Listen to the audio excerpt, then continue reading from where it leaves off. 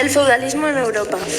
Cronología y rasgos del feudalismo. El feudalismo fue el sistema político, económico y social característico de Europa occidental entre los siglos IX y XV. El sistema adquirió sus rasgos característicos durante la Alta Edad Media, es decir, entre los siglos IX y XI. Los rasgos más destacables fueron la pérdida del poder político de los reyes, una economía principalmente agraria, una organización social basada en relaciones de dependencia entre las personas y una enorme influencia de la religión cristiana. Extensión del feudalismo. El origen del feudalismo se remonta al siglo IX, pues fue una consecuencia de la inseguridad y los momentos de crisis y pobreza que siguieron a la muerte del emperador Carlomagno en 814. Los motivos de esta inseguridad fueron las luchas entre los sucesores del emperador, los ataques de los musulmanes a las costas cristianas del Mediterráneo, sobre todo de Italia y Sicilia, y una segunda oleada de los pueblos invasores. Los vikingos o normandos en el Atlántico y los búlgaros, magiares y eslavos en el centro de Europa. Ante esta situación, los reyes, incapaces de proteger todo su territorio, confiaron su defensa a poderosos nobles locales, que les juraban fidelidad y ayuda militar a cambio de concesiones. La Europa feudal se encontraba fragmentada en numerosos reinos y estados independientes, cuyo gobierno recaía en reyes que consideraban que su poder procedía de Dios. En teoría, por tanto, su autoridad era muy amplia. Dirigían el ejército, legislaban y juzgaban, pero en la práctica el rey solo era el primero entre sus iguales, ya que los grandes nobles y eclesiásticos actuaban con gran independencia. Los reyes se ayudaron para gobernar en la curia regia, una asamblea de nobles y eclesiásticos que aconsejaban en los principales asuntos. Para su administración, los reinos se dividieron en condados, dirigidos por condes, y en ducados, gobernados por duques.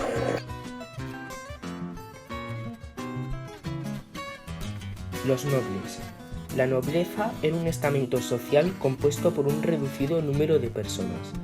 Se dividía en dos grupos, la alta nobleza y la baja nobleza. La alta nobleza estaba formada por el rey y la baja nobleza estaba formada por nobles de menor categoría como los caballeros o las personas que podían mantener un caballo y el armamento de guerra. La vida de los varones nobles giraba en torno a la actividad militar y se entrenaban desde muy jóvenes. En la guerra prestaban ayuda militar al señor con sus tropas. En tiempos de paz se entrenaban para la guerra practicando equitación, caza y el combate en torneos. Las damas nobles se casaban con la persona elegida por sus padres. Se dedicaban a dirigir a los sirvientes, educar a los hijos, orar y bordar. Las que se quedaban solteras solían ingresar en monasterios. La nobleza se diferenciaba de los demás grupos sociales como la indumentaria, caracterizada por la calidad de las telas y la riqueza de los adornos. La alimentación, con un mayor consumo de carne, especias como azafrán, canela y pimienta, y la elaboración de los alimentos con refinadas recetas. El castillo medieval. El castillo medieval está formado por el adarve, que era un camino que recorre la parte superior del castillo. La barbacana era una apertura estrecha en el muro que servía para disparar. El foso es la excavación del terreno alrededor del castillo para impedir la aproximación de las máquinas. El matacán, construcción en lo alto de una torre para defenderse o atacar al enemigo. El puente levadizo es un puente por el que se cruzaba el foso.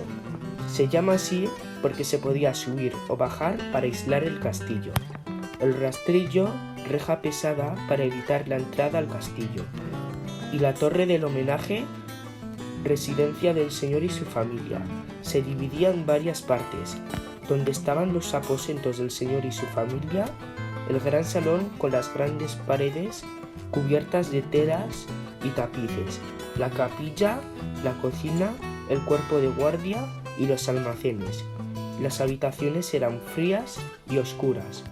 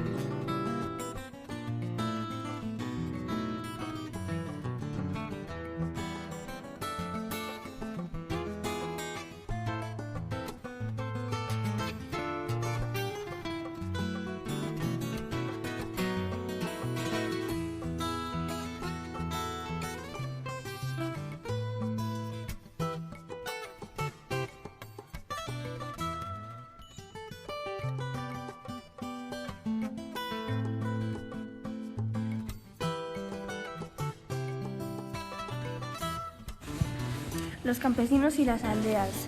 ¿Cómo vivían los campesinos? El estamento de los trabajadores. Los campesinos de los feudos construían la mayor parte del estamento de los trabajadores. Entre ellos se distinguían dos tipos: los villanos, que eran personas libres que podían vivir donde quisieran, incluso marcharse del feudo; los siervos, que eran personas que no podían abandonar el manso y que cultivaban y que estaban vinculados y que transmitían su condición por herencia a sus hijos e hijas. No obstante, poseían algunos bienes personales y el señor, que les debía protección y justicia prima, no podía golpearlos, matarlos o venderlos como esclavos. La vida de los campesinos. Las tareas agrarias y otras actividades complementarias se realizaban con la participación de toda la familia campesina. Los hombres realizaban las labores agrarias más pesadas, como arar, segar o talar árboles. Algunos desempeñaban también ciertos oficios como carpinteros, albañiles, panaderos o herreros. Las mujeres ayudaban en las tareas agrarias como en la siembra, la cosecha, la vendimia, y realizaban faenas domésticas y cuidaban de los niños, hilaban y tejían. Algunas también como sirvientas, lavanderas o jornaleras. Los niños se encargaban de los trabajos menos duros. A los 4 años comenzaban a colaborar en las tareas de casa, buscando leña o cuidando a los animales domésticos.